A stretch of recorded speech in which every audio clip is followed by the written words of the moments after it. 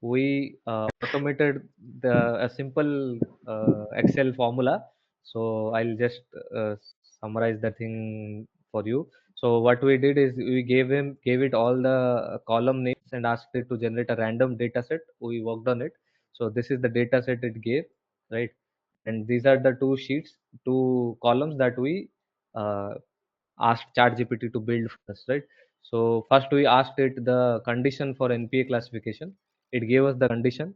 Then we asked it to create an Excel formula. So it created the Excel formula. All that we did is just pasted that Excel formula here, this entire Excel formula, and it automatically calculated the NPA classifications, substandard, standard, based on the DPDs that we already have here.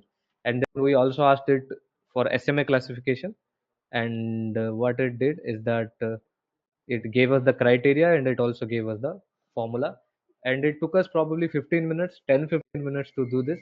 And uh, you can do lot more stuff like this actually with chat gpt. So that was really exciting. And now this is something probably someone like a chartered accountant could do, who had lot of years experience working with excel earlier. But today you can, matlab, anyone can do. Even someone Asutosh who is just studying in MBA, if I give him a Excel sheet, right, and I ask him to work on it, if you know how to work with chat gpt, you can work with that Excel sheet, right? So, and it will give you all the formulas, it will tell you exactly how to work with the Excel sheet. And it's like having your senior with you all the time, who can guide you Yeah.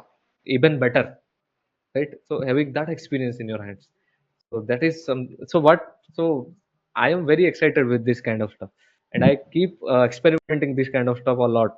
I Anything I do now, any Excel I'm working with, the first thought in my mind is that can chat gpt do it? Then I don't need to do it. Let me learn how to make chat gpt do it.